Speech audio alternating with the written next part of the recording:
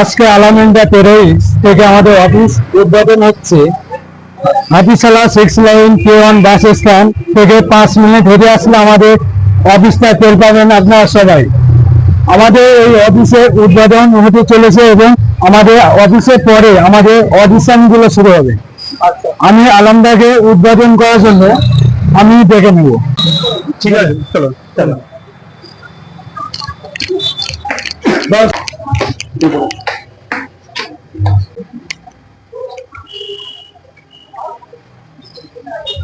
আমরা আলামদা টেরেস অফিসে চলে এসেছি। আলামদা হাত দিয়ে আমরা উদ্বোধনটা শুরু করলাম।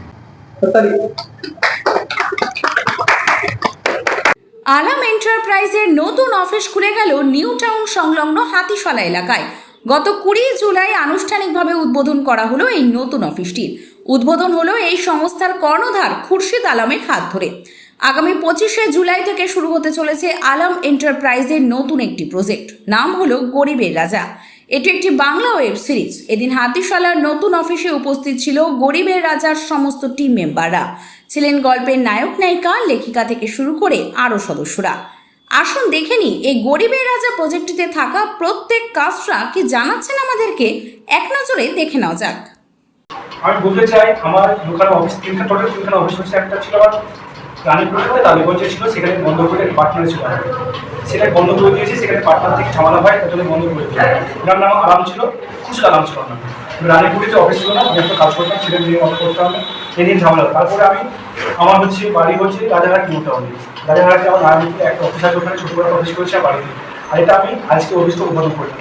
কেন বলে আমি 4খানা বইয়ের জন্য গরিবের রাজার নতুন আমাদের অফিসে এসছে। এখানে মানুষ সুবিধা, এখানটা আমার বাড়িগুলো উন্নত করছে, এটা একটা গাড়ি থেকে সুবিধা পাবে। এখানে চেয়েছি কেন, কিছু কিছু বাচ্চারা আছে, কিছু ডান্স শিখতে চায়, কোনো ক্যারেক্টার শিখতে চায়, কিছুটা শিখতে চায়, তার জন্য আমি অফিসটা করা আমার।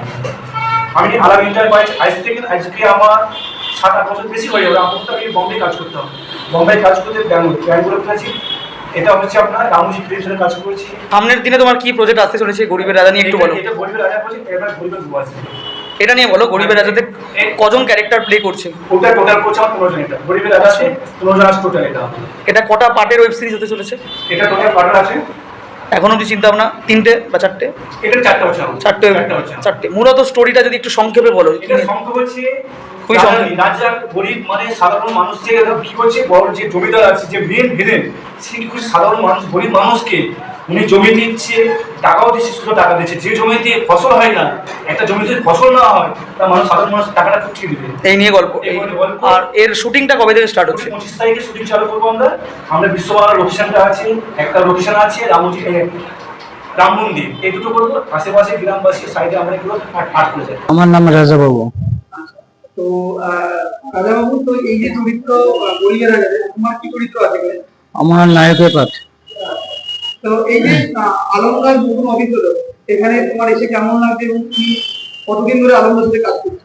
আলমদার এই অফিসে এসে খুব ভালো লাগলো। আলমদার সাথে 4 বছর আমি কাজ করছি। পড়াশোনার সাথে যুক্ত নাকি পড়াশোনার সাথে অভিনয়। তো গল্প শুনে কেমন লাগে তোমার? খুব সুন্দর। আলম এন্টারপ্রাইজ সম্পর্কে বলো, কারণ তুমি দীর্ঘদিন ধরে কাজ করে আর আলমদার সাথে যারা দেখবে তারা বুঝতে পারবে আলম এন্টারপ্রাইজ কতটা বিশ্বাসযোগ্যতার সাথে কাজ করে। একটু বলো আলমদার সম্পর্কে। আলামেন্ডা পেরেছে, আলামদা খুব সুন্দর কাজ দিয়েছে। অনেক জায়গায় দেখবেন মানে অডিশন দেওয়ার সময় টাকা নিয়ে কিন্তু কাজ দিচ্ছে না, কিন্তু আলামদা সরাসরি কাজ দিচ্ছে। আমি এর আগে আর এক জায়গায় কাজে গিয়েছিলাম, ওখানটা আমার টাকা নিয়ে কিন্তু কাজও দেয়নি। তবে আমি আলামদার সাথে যোগাযোগ করলাম, তখনই আমি কাজটা পেয়েছি।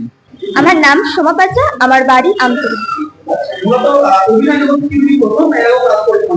না, এর আগে কাজ করেছি শর্ট ফিল্ম মারে হয়। আচ্ছা, তো এই যে আলাম এন্টারপ্রাইজের যেখানে এসে তো গরিবের রাজার 25 তারিখ থেকে আরম্ভ, কতটা ভালো লাগছে এখানে এসে? দাদার সাথে কাজের অভিজ্ঞতা কেমন হবে বলে মনে করছি? দাদাকে প্রথমে জানাই, আমাকে যে ক্যারেক্টার দিয়েছে নায়িকার ক্যারেক্টার, দাদাকে জানাই মানে থ্যাংক ইউ, অনেক ধন্যবাদ। তো নায়িকার ক্যারেক্টারটাতে এই প্রথমবার আমি নায়িকার ক্যারেক্টার করছি। আমি ক্লাস 10-এ পড়ি। বাড়ি থেকে আমাকে সবাই সাপোর্ট করে, বেশি মাই করে, মাই মানে নিয়ে যায় শুটিংয়ে। তো ওখানে যে তোমার চরিত্র নিশ্চয়ই গল্পটা পড়েছো, কেমন লেগেছে গল্পটা? সত্যি বলতে খুব ভালো।